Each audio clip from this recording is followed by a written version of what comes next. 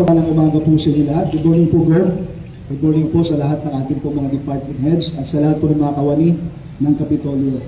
Bago po sa panalangin, nais ko po nga magbasa po tayo sa aklat ng Mateo chapter 18 verse 19. Muling sinasabi ko sa inyo na kung pagkasunduan ng dalawa sa inyo sa lupa ang naukol sa anumang bagay na kanilang hingin ay gagawin sa kanila ng aking Ama na nasa langit. Napaka makapangyarihan po ng sama-samang panalangin. Ang sabi po ng Biblia, kung pagkasunduan ng dalawa sa inyo dito sa lupa, anumang bagay na kanahingin sa langit, ay pagkakaloob ng ating pong Panginoong Diyos. Ating pong naranasan ang sama-samang panalangin. Ito pong nakalipas na pagdaan po ng Bagyong Pipito, na kung saan ang sama-sama pong panalangin po natin ay makapangyarihan. Ang sabi po ng Biblia, kung pagkasunduan ng dalawa, anumang hiling na dito sa lupa ay pagkakalob sa langit. Naniniwala po ako nung time na yon, lahat po tayong dumulog, lahat po tayong nanalangin.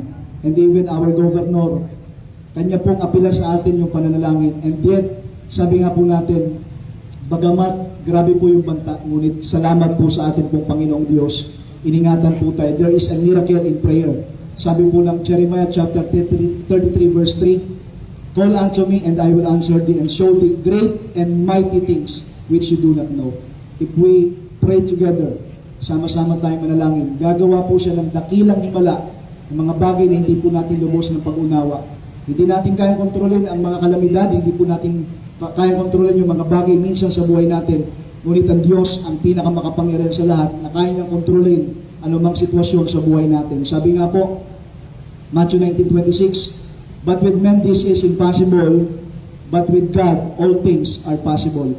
Kung iniisip natin may mga pagkakataon sa buhay natin, minsan imposible sa atin, ngunit posible po sa Diyos. Tayo po'y manalangin. O Diyos na dakila at makapangyarihan sa lahat, kami po ay lubos na nagpupurit at papasalamat sa araw na ito, sa buhay at kalakasan, higit lalo na Panginoon, sa pag-iingat mo sa amin sa nakalipas na sama ng panahon, Panginoon, na dumating. Salamat o Diyos sapagkat minsan pa dininig mo ang sama-samang panalangin ng iyong mga anak.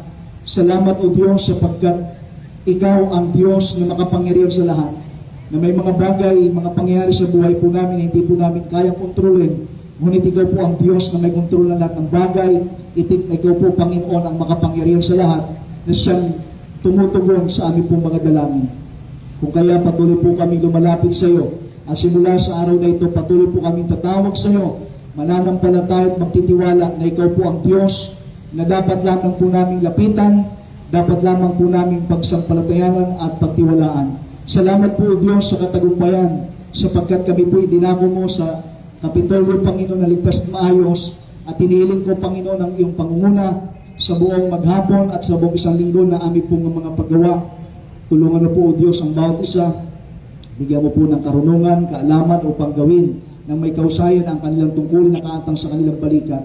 Hinihiling ko po, Panginoon, patuloy po pangunahan ng aming pong buting gobernador, Governor Dong Padilla, kasama po ang kanyang pamilya, na kung saan patuloy ko pong dalangin ang pagpapalat gabay sa kanyang buhay, ang maayos at malusog na pangangatawan, bagamat napakarami niya pong trabaho.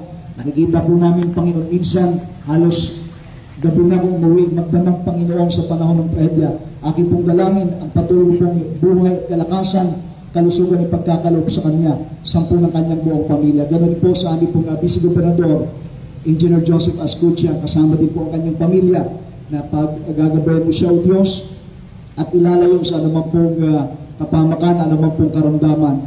Ganon po, O Diyos, sa mga membro ng Sangguniang Panlalawigan, bigyan mo po sila ng pagkakaisa upang gawin nang may kausayan, O Diyos, ang kanilang trabaho, nakatang sa kanilang balikat, ang department heads at ang lahat ng kawani ng Kapitolyo. Patuloy po namin itinataas sa iyo na kung saan patuloy po kaming pagsama-samahin, magtulong-tulong para sa ikalalago ng ekonomiya ng kaunlaran ng aming pong lalawigan. Marami pong salamat, O Diyos. Patuloy po namin itinataas sa iyo ang lalawigan ng Camarines Norte, na patuloy mo pong pagpapalain, patuloy po pong proteksyonan, O Diyos, laban po sa anumang pong mga sakuna o kalamidad, sapagkat ang lalawigan pong ito ay lalawigan na para sa iyo, at sa iyo po namin, Panginoon, ang lahat na binabalik ang papurit pasasalamat. So God be all the glory in Jesus' name. Amen.